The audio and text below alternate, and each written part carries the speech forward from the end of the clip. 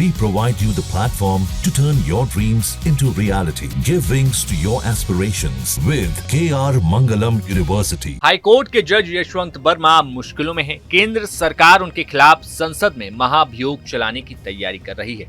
इसके लिए राजनीतिक समर्थन जुटाने की कोशिशें तेज कर दी गई है। मंगलवार को दिल्ली में दिन भर इस मुद्दे पर हलचल देखने को मिली। प्रधानमंत्री मोदी, गृह मंत्री अमित शाह, कानून मंत्री अर्जुन राम मेघवाल और बीजेपी अध्यक्ष जेपी नड्डा के बीच अलग अलग बैठकों का दौर चला। शाम को उपराष्ट्रपति और राज्यसभा के सभापति जगदीप धनखड़ से भी बातचीत हुई। बता दें कि पूरा मामला 14 मार्च 2025 की रात का है, जब दिल्ली में चीफ जस्टिस वर्मा के सरकारी आवास में आग लगने की घटना सामने आई थी। जब आग बुझाई गई तो घर के अंदर नकदी से भरी कई बोरियां मिली थी, जिनमें कुछ जल भी चुकी थी। खबर सामने आते ही चर्चा का विषय बन गई। इसके बाद सुप्रीम कोर्ट ने इस मामले को गंभीरता से देखते हुए 3 सदस्यीय जांच समिति बनाई थी।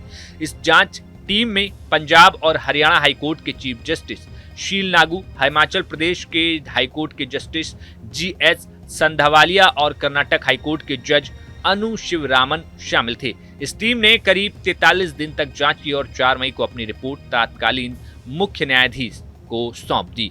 जांच रिपोर्ट में क्या हुआ ये सार्वजनिक नहीं हो सका, लेकिन सूत्रों का कहना है कि इसमें जस्टिस वर्मा की भूमिका पर गंभीर सवाल उठाए गए हैं। इसके बाद CJI ने ये रिपोर्ट राष्ट्रपति और प्रधानमंत्री को भेजी। साथ ही जस्टिस वर्मा द्वारा दिए गए जवाबों को भी पत्र के साथ जोड़ा गया। माना जा रहा है कि CJI ने इस मामले में महाभियोग की सिफारिश की है। जस्टिस वर्मा का इस मामले पर क्या कहना है?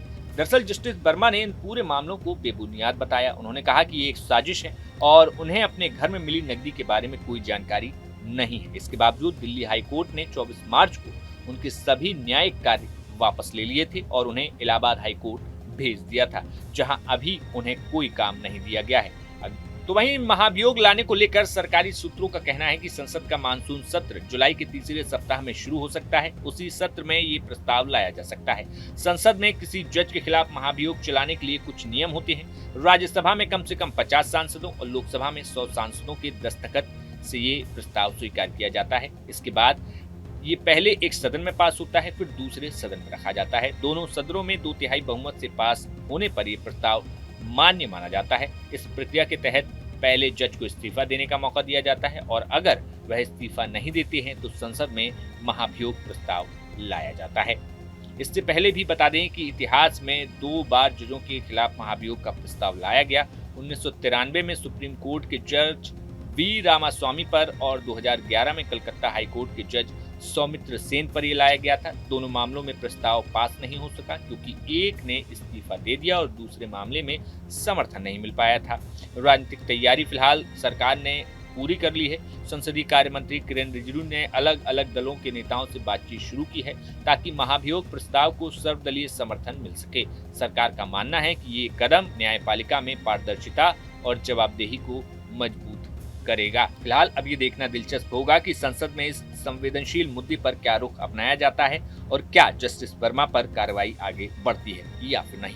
Report news nation. जहां भक्ति है हर शब्द में, कथाओं में छुपे हैं दिव्य रहस्य और ज्योतिष देता है जीवन को दिशा। धर्म से जुड़ी हर बातों को जानने के लिए हमारे चैनल स्तुति को सब्सक्राइब करें। चैनल पर जाने के लिए इस लिंक पर क्लिक करें।